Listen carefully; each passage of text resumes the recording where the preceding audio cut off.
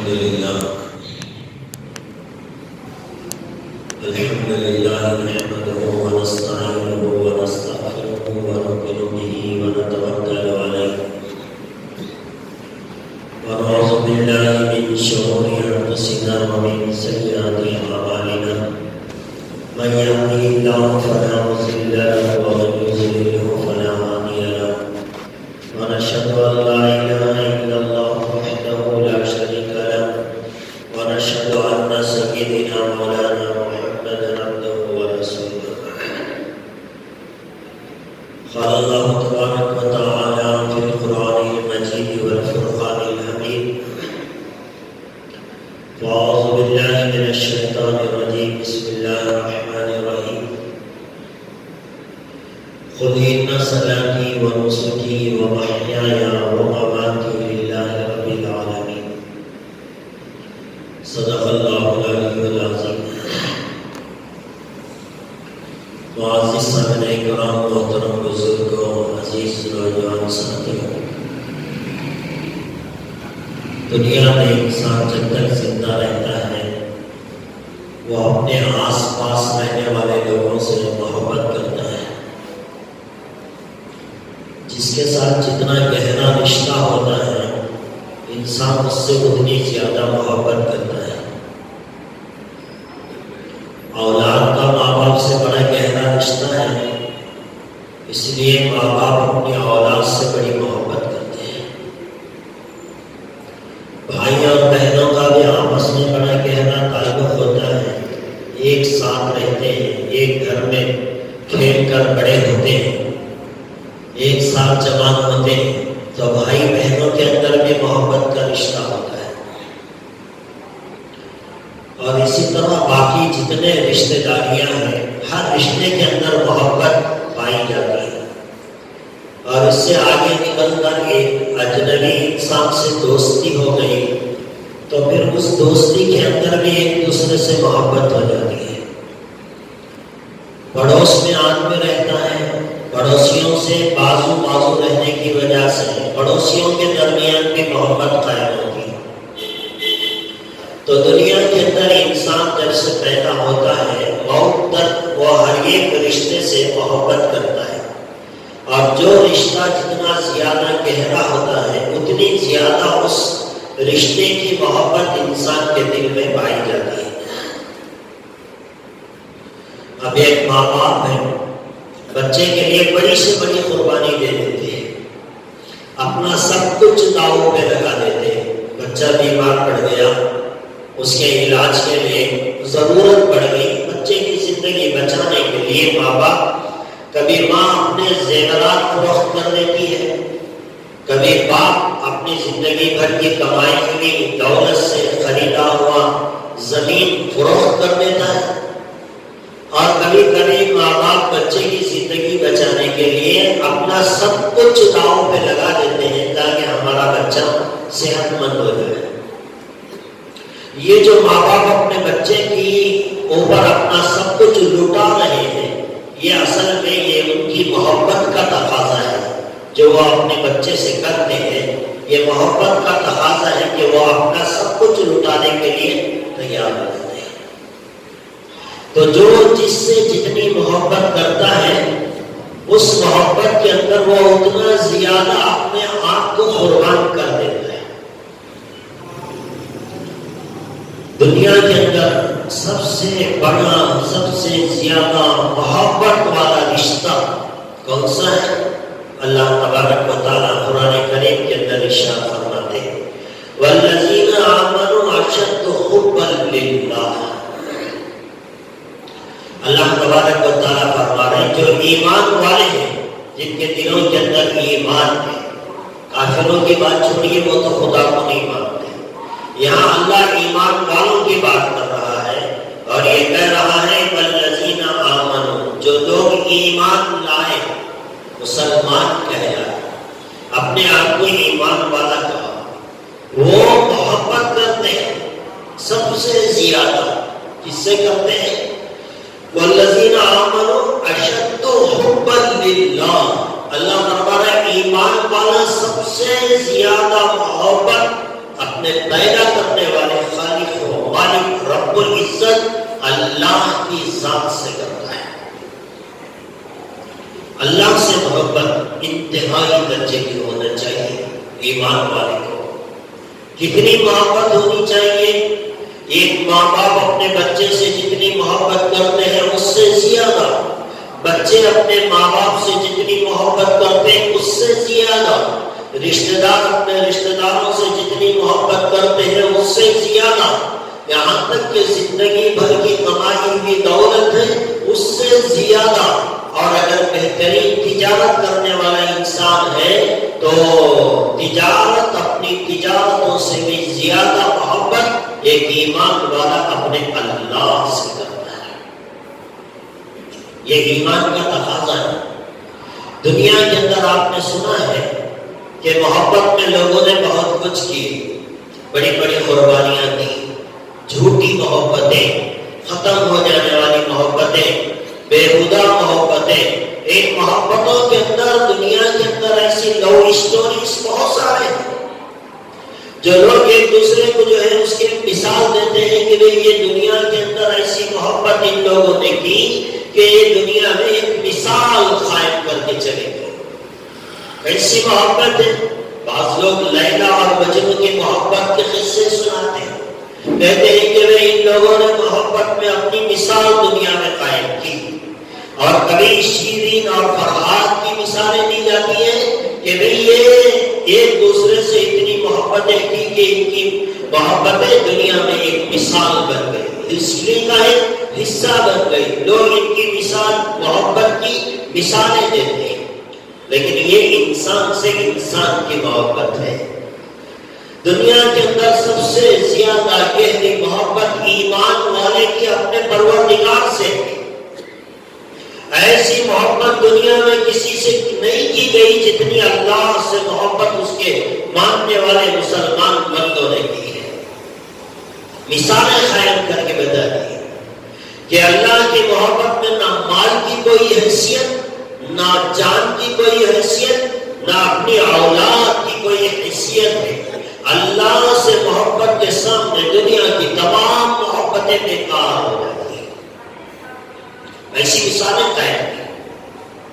آپ جانتے ہیں اللہ کے نبی صلی اللہ علیہ وسلم کا زمانہ ہے، جنگ تبوک کا موقع ہے۔ اللہ کے نبی صلی اللہ علیہ وسلم نے اعلان فرمایا اللہ کے راستے میں مال خرچ کیا جائے، جو جتنا دے سکتا ہے وہ لا کر اللہ کے لیے، اللہ کی محبت میں اپنے مال کو اللہ کے راستے میں دے دے۔ یہاں مال خرچ کرنے کی باری آئی، کس کے لیے؟ اللہ کے لیے۔ کس کی محبت میں؟ اللہ کی محبت میں۔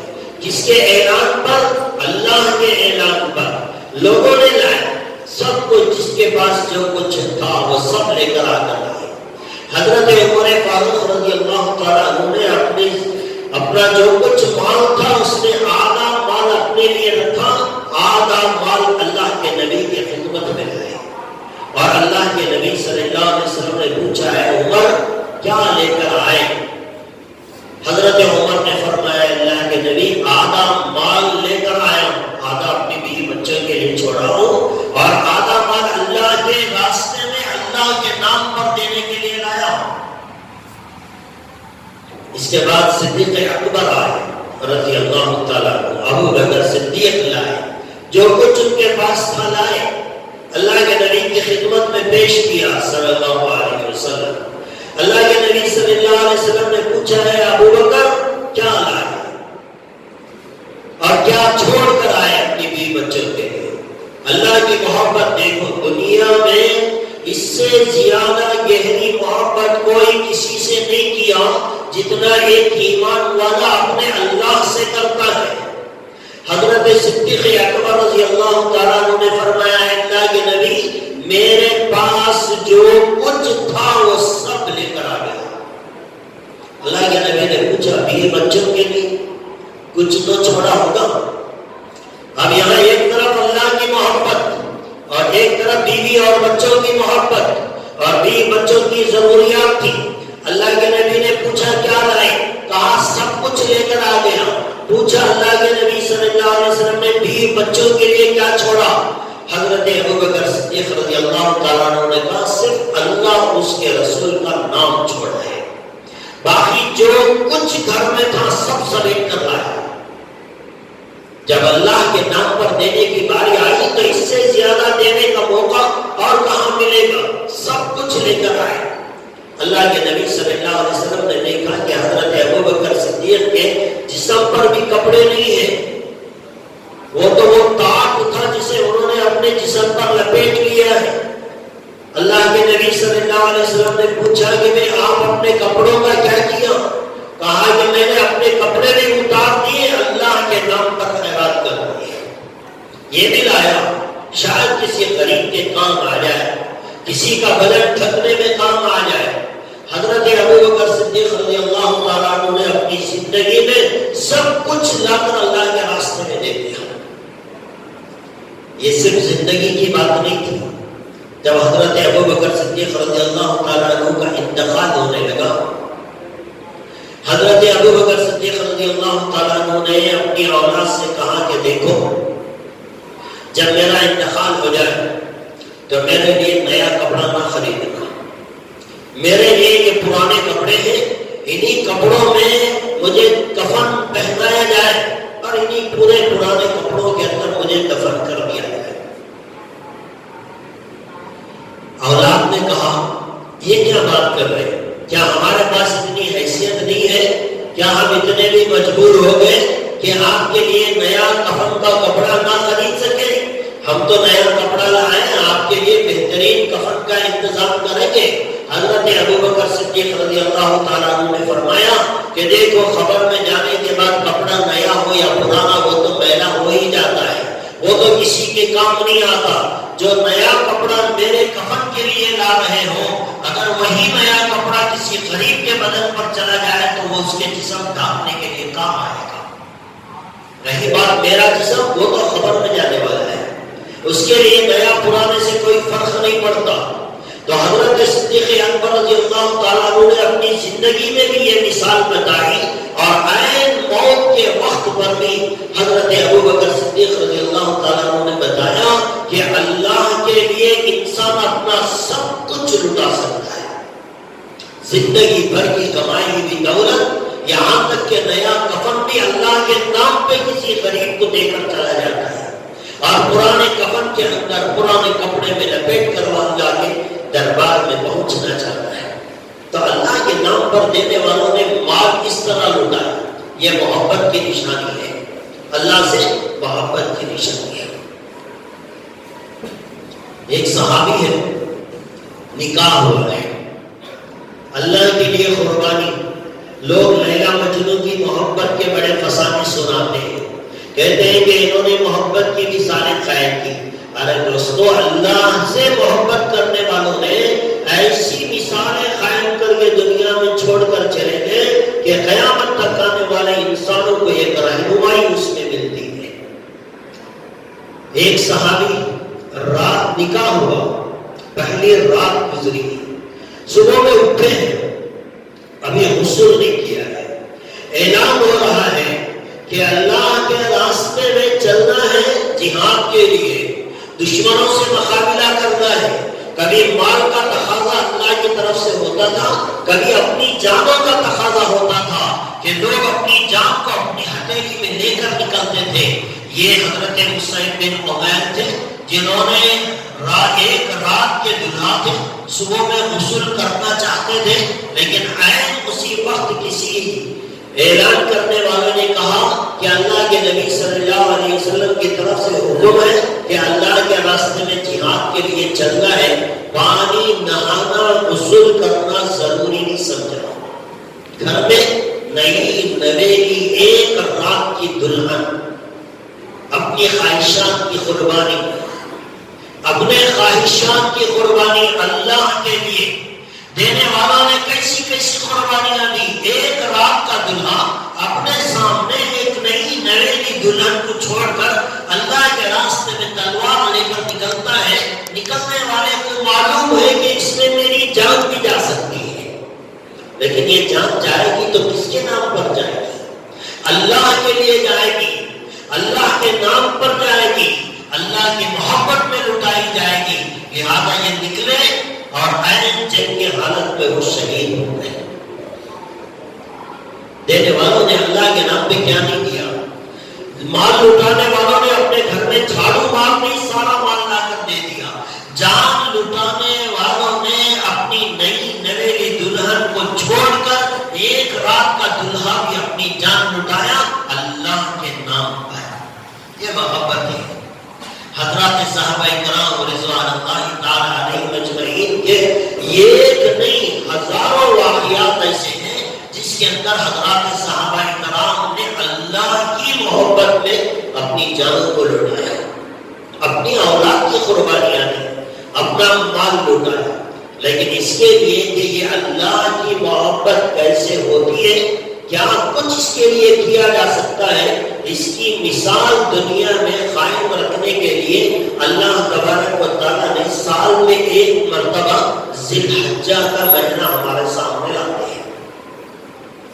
اللہ تبارک و تعالیٰ نے سال میں 2 عیدیں ہمارے لیے مقرر فرمائی۔ ایک عید الفطر ہے جو رمضان کے گزر جانے کے بعد آتی ہے، اور ایک عید الاضحیٰ ہے جو قربانی کی عید ہے، جسے ہم بقرہ عید بھی کہتے ہیں۔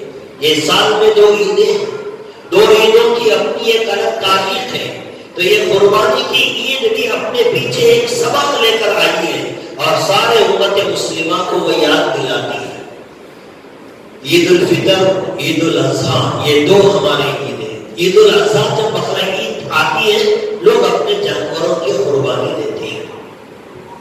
اللہ کے نبی صلی اللہ علیہ وسلم سے حضرات صحابہ کرام نے پوچھا، اے اللہ کے نبی صلی اللہ علیہ وسلم یہ قربانی کیا ہے؟ یہ جو جانوروں کو ہم ذبح کرتے ہیں یہ قربانی کیا ہے؟ تو اللہ کے نبی صلی اللہ علیہ وسلم نے فرمایا سنت ابیکم ابراہیم، یہ تمہارے باپ حضرت ابراہیم کی سنت ہے۔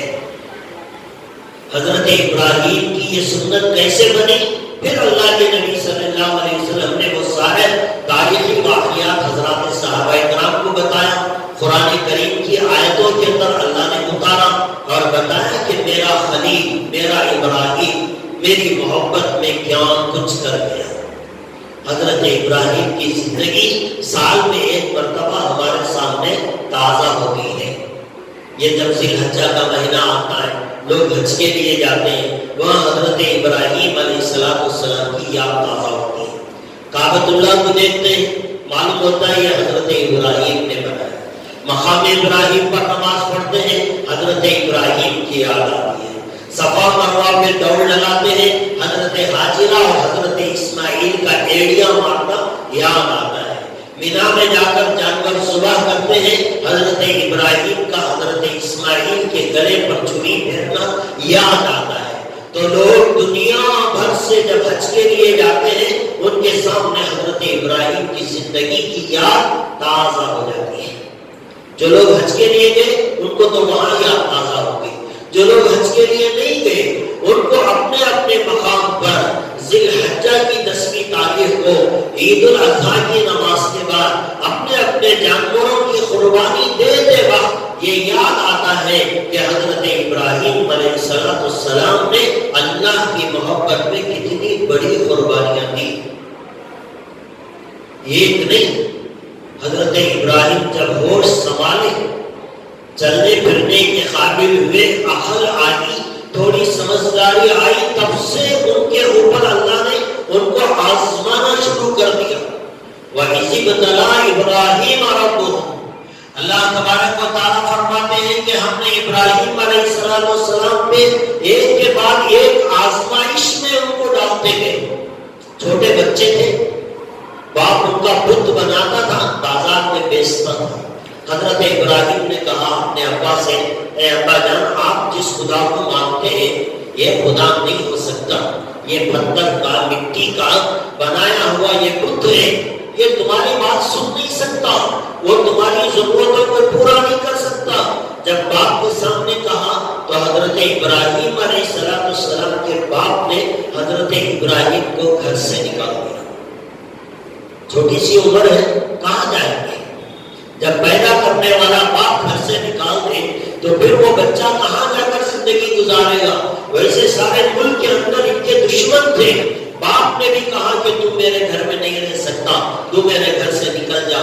حضرت ابراہیم علیہ السلام دروازے پر کھڑے ہو گئے، یہ نہیں کہا کہ ابا جان مجھے گھر سے نکال دو گے، میں کہاں جاؤں گا، کہاں میری رات گزرے گی، کھانا مجھے کون کھلائے گا، کپڑوں کا میرا انتظام کون کرے گا، غسل میں کہاں کروں گا، یہ ساری چیزیں نہیں تھی۔ چونکہ حضرت ابراہیم نے اپنے اللہ کی محبت میں گھر سے نکالے جا رہے تھے، دروازے پر کھڑے ہو کر حضرت ابراہیم نے اپنے باپ سے کوئی رحم کی بھیک نہیں مانگی، بس اتنا کہا اے ابا آپ مجھے گھر سے نکال رہے ہیں، میں تو گھر سے چلا جاؤں گا، لیکن جاتے ہوئے بھی ایک بات میں کہہ رہا ہوں کہ آپ اللہ سے ڈریں، میں اللہ سے آپ کے لیے مغفرت کی دعا مانگوں گا۔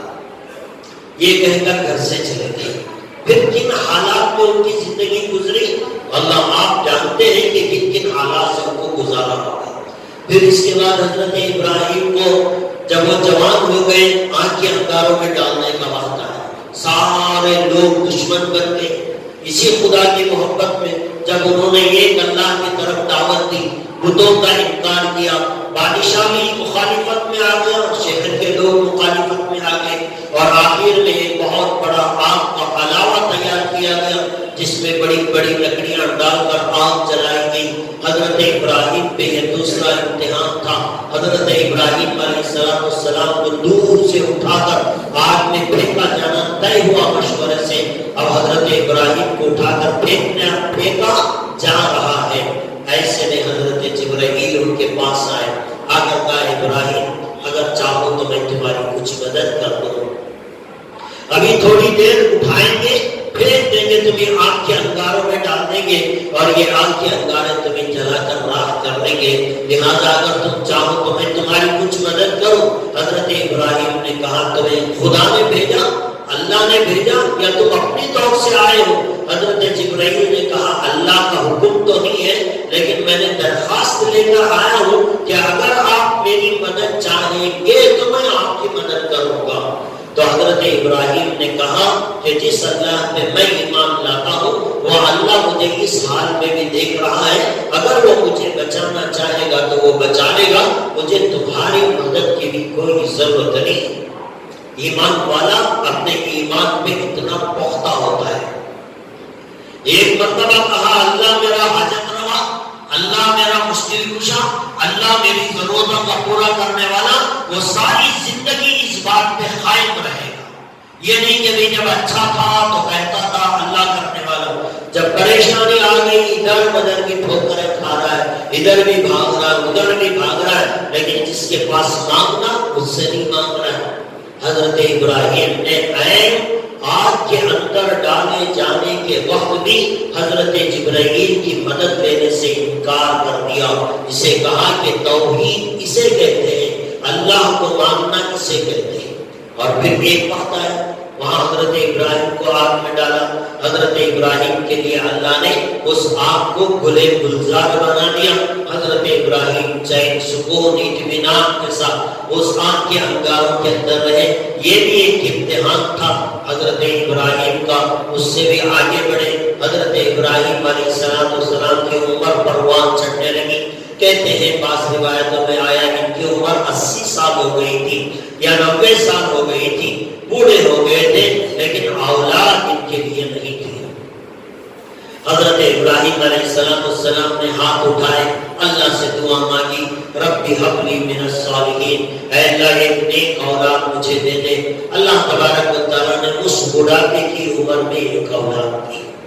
ایک آدمی شادی کرتا ہے، 1 سال کے بعد اولاد ہو جاتی ہے، وہ بھی اپنی اولاد سے محبت کرتا ہے، لیکن ایک آدمی شادی کرتا ہے، 4 سال گزر گئے، 8 سال گزر گئے، بعض لوگوں کو ہوئے 10 سال کے بعد اولاد ہو گئی، اور وہ جو محبت اس اولاد سے کرتے ہیں وہ بہت انتہائی درجے کی محبت ہوتی ہے، اس لیے کہ 8-10 سال انہوں نے بغیر اولاد کے گزاری، پتہ نہیں کتنی منتیں مانگی، کتنی دعائیں اللہ سے کی۔ 10 سال کے بعد شادی کے بعد جب اولاد ہوتی ہے، ماں باپ اس بچے سے بے انتہا محبت کرتے ہیں۔ لیکن حضرت ابراہیم کو جو اولاد ملی وہ 80 سال کی عمر تھی. 80 سال بڑھاپے کی عمر تھی. اس بڑھاپے کی عمر میں اللہ نے حضرت ابراہیم کو ایک بیٹا دیا، حضرت اسماعیل علیہ السلام کا. اور ایک بات یہ بھی کہ بچہ یہاں پیدا ہوا، یہی انتقال ہو گیا. ماں باپ کو تکلیف ہوتی ہے لیکن اتنی زیادہ نہیں ہوتی، اس لیے کہ نہ تو اس بچے کے ساتھ انہوں نے محبت کا معاملہ کیا، نہ اس کے ساتھ کھیلا، نہ کودا، نہ گود میں اٹھایا، نہ ماں نے اسے اپنا دودھ پلایا، بس پیدا ہوا مر گیا. ماں باپ کو اتنی تکلیف نہیں ہوتی. لیکن جب بچہ چوں بڑا ہوتا ہے، ایک ایک اس کی ادا پہ ماں باپ قربان ہوتے چلے جاتے ہیں. چھوٹا بچہ پیدا ہوا، وہ کسی کو نہیں پہچانتا، کسی کی طرف نہیں دیکھتا، صرف دودھ پیتا ہے، سو جاتا ہے، پھر بھی ماں باپ اسے محبت کی نگاہ سے دیکھتے ہیں. چند مہینے گزرے، 4-5 مہینے گزرے، اب بچہ ماں باپ کی آنکھ میں آنکھ ڈال کر دیکھتا ہے، بات کرنے پر مسکراتا ہے. ماں باپ کے دل میں بچے کی محبت بڑھتی ہے. اب بچہ ہنسنے لگا، ماں باپ کے دل میں محبت اور بڑھی. اب بچہ رینگنے لگا، ماں باپ کے دل میں محبت اور بڑھی. اب بچہ انگلی پکڑ کر چلنے لگا، ماں باپ کے دل میں محبت اور بڑھی. جیسے جیسے بچہ اسٹپ پر اسٹپ آگے بڑھتا چلا جاتا ہے، ماں باپ کے دل میں اس بچے کی محبت اور بڑھتی چلی جاتی ہے. اللہ تبارک و تعالیٰ نے دیکھا کہ حضرت ابراہیم کے دل کے اندر اپنی اولاد کی محبت بڑھتی چلی جا رہی ہے. اس بڑھاپے کی عمر میں جب اولاد ملی یقیناً محبت تھی. اور اللہ نے کیا کہا؟ والذین آمنوا اشد حبا للہ. ایمان والا اللہ سے جتنی محبت کرتا ہے اتنی محبت تو کسی سے بھی نہیں کرتا. اپنی اولاد سے بھی زیادہ محبت انسان کو، ایمان والے کو اپنے اللہ سے کرنی ہے. اب اللہ تبارک و تعالیٰ نے دیکھا کہ یہ میرا ابراہیم، میرا خلیل، اب اس کے دل کے اندر اس کے بچے کی محبت آ گئی ہے. ذرا ٹیسٹ کریں، دیکھیں، ایگزام لیں، جانچیں، پرکھنے کی کوشش کریں کہ اس کے دل میں میری محبت ہے یا اپنی اولاد سے زیادہ محبت کرتا ہے. اب امتحان کا وقت آیا. حضرت ابراہیم علیہ السلام کو اللہ نے حکم دیا کہ آپ اپنی اولاد کے گلے پہ چھری چڑھائیں، اسے اپنے ہاتھوں سے قربان کریں. یہ ہمارا حکم ہے. ہم دیکھنا چاہتے ہیں کہ تمہارے دل میں اولاد کی محبت زیادہ ہے یا ہماری محبت زیادہ ہے. اللہ ایگزام لینا چاہتے تھے. حضرت ابراہیم کو خواب کے ذریعے سے دکھایا گیا. حضرت ابراہیم نے اپنے اولاد کو تیار کیا اور یہ بتا دینا چاہا اللہ کو کہ اے اللہ، میرا پیدا کرنے والا تو، میرا خالق تو، میرا مالک تو، میرا رازق تو، میری ہر ایک عبادت تیرے لیے ہوتی ہے. میرے دل کے اندر کی محبت تیرے لیے ہے. یہ ثابت کرنے کے لیے حضرت ابراہیم نے اپنے بچے کو لٹایا. واقعہ تو طویل ہے، آپ سنتے رہتے ہیں ہر سال.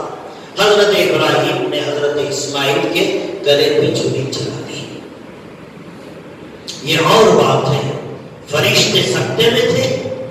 سارے فرشتے دیکھ رہے تھے کہ یہ کیا منظر ہونے جا رہا ہے کہ ایک باپ بڑھاپے میں ملنے والی اولاد کو اللہ کی محبت میں اپنی ہی اولاد کے گلے پہ چھری چلا رہا.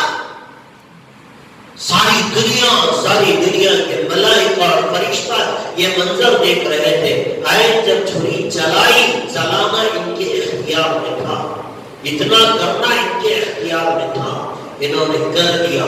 لیکن آخری وقت میں حضرت جبرائیل آسمان سے دمبا لائے، حضرت اسماعیل کو وہاں سے اٹھایا، دمبے کو وہاں سلایا اور دمبے کی قربانی کر دی. اور اللہ تبارک و تعالیٰ نے حضرت ابراہیم سے کہا کہ اے ابراہیم، تم نے اپنا خواب سچا کر دکھایا. یعنی یہ ثابت کر دیا، یہ پروف کرا دیا کہ تمہارے دل میں اپنی اولاد سے زیادہ محبت اللہ سے ہے.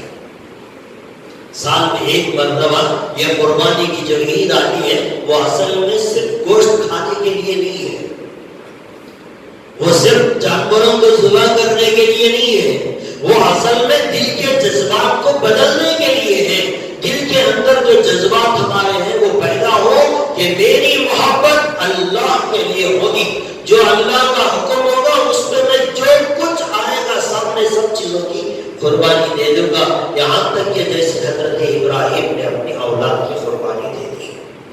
تو دوستو یہ قربانی اصل میں یہ جذبات کا نام ہے۔ اب ہمارے سامنے ہماری اولاد پہ چھری چلانے کا وقت نہیں ہے۔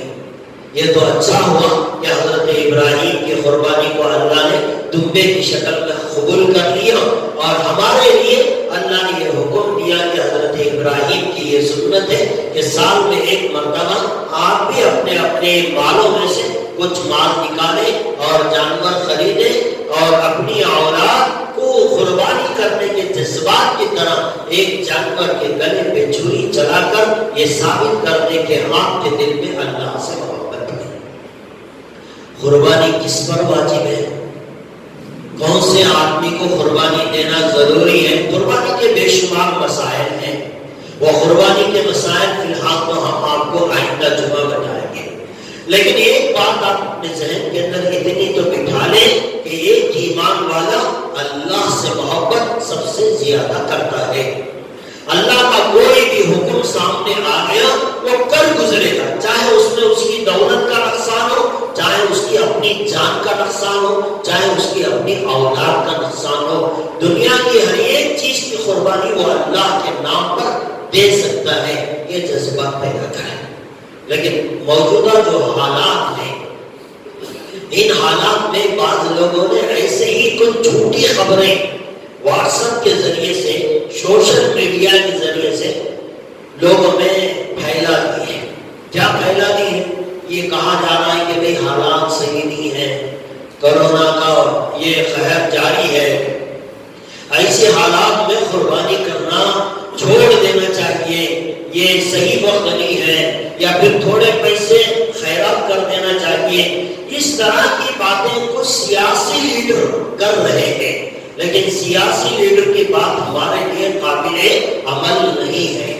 ہم کسی سیاسی لیڈر کی بنیاد پر ہم اللہ کا کوئی حکم نہیں مانیں گے، ہم تو قرآن اور حدیث پر عمل کرنے والے ہیں۔ حالات چاہے کچھ بھی بنے، قربانی ایک واجب عمل ہے۔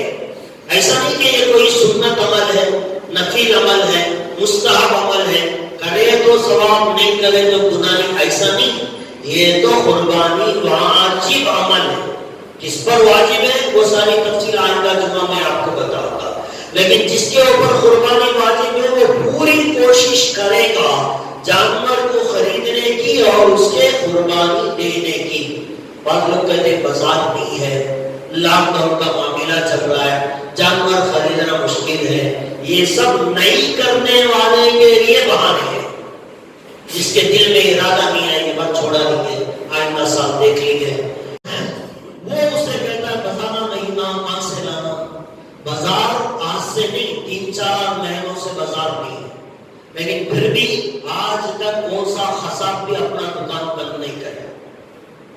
برابر کٹ رہی ہے، اتوار کو 8-10 بکرے کٹ رہی، بڑے کے جانوراں کٹ رہی، منگل کو کٹ رہی، کبھی بھی جانوراں ڈیمانڈ بازار نہیں ہے، اس کے واسطے بکرے نہیں ملے، قصابہ دکان بند کر رہا ہے۔ ایسا سنے؟ بلکہ قصابہ کو پوچھو پہلے جتنا بکتا تھا اس سے زیادہ قیمت پہ بکیا گوشت۔ جب کھانے کا دل ارادہ کرتا ہے آدمی زیادہ قیمت دے کر بھی گوشت لا کر کھاتا ہے۔ اب لاک ڈاؤن میں دوسرا کیا ہے، کام میں اچھا پکاؤ، اچھا کھاؤ، تو ایسی صورت میں آدمی کبھی گوشت سے نہیں بچا۔ جب قربانی بازارہ نہیں نا، جانوراں کہاں سے لانا، کہاں رکھنا، یہ سب بہانے۔ انسان اگر کوشش کرے تو کوئی بھی جانور وہ لا سکتا ہے، اور پوری کوشش کرے کہ یہ قربانی جو کہ ایک مالدار پر فرض اور واجب ہے، اسے کسی بھی قیمت پر چھوڑا نہیں جا سکتا۔ اللہ کے نبی صلی اللہ علیہ وسلم کی ایک حدیث آپ سن لیں تاکہ قربانی کی اہمیت آپ کو معلوم ہو۔ اللہ کے نبی صلی اللہ علیہ وسلم نے فرمایا جس کے اوپر قربانی واجب تھی اور اگر وہ قربانی نہیں کیا تو ایسا آدمی ہمارے عیدگاہ میں نہ آئے۔ مسجد میں اور لوگوں کو تو الگ بات تھی، کیونکہ تو مسجد میں 5 ٹائم کے نمازیں آتے سو، عیدگاہ میں سال بھر نماز نہیں پڑھنے والا بھی آ جاتا، اسے بھی مسلمان سمجھا جاتا ہے، لیکن اللہ کے نبی صلی اللہ علیہ وسلم نے فرمایا جس پہ قربانی واجب تھی لیکن اس کے باوجود اس نے قربانی نہیں کی تو وہ عیدگاہ میں عید کی نماز ہمارے ساتھ پڑھنے کے قابل نہیں ہے، یعنی وہ آخری درجے کا مسلمان کہلانے کے قابل بھی نہیں ہے۔ یہ بات ذرا ذہن میں رکھ لیں، کوشش کرنے سے انسان کے لیے سارے راستے آسان ہو سکتے ہیں۔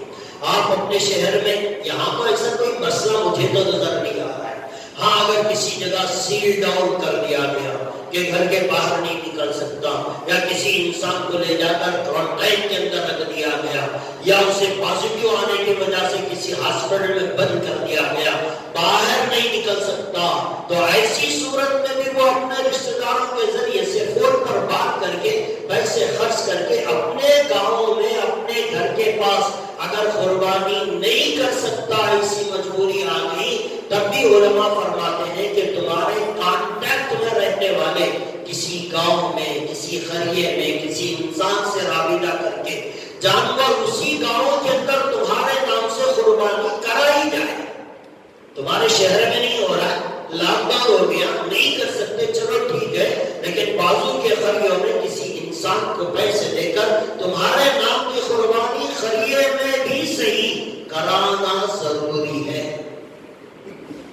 اگر ایسے حالات آ گئے، قریے میں بھی نہیں ہوتا، شہر میں بھی نہیں ہوتا، دن اور رات کا کرفیو لگا دیا گیا ہے، گھر سے باہر نہیں نکل سکتے، ہزار کوشش کرنے کے بعد بھی قربانی نہیں کی جا سکتی، ایسے اگر حالات آ گئے تب جا کر وہ جانور کے پیسے صدقہ کر دینا سے وہ قربانی کا عمل ثابت ہو سکتا ہے۔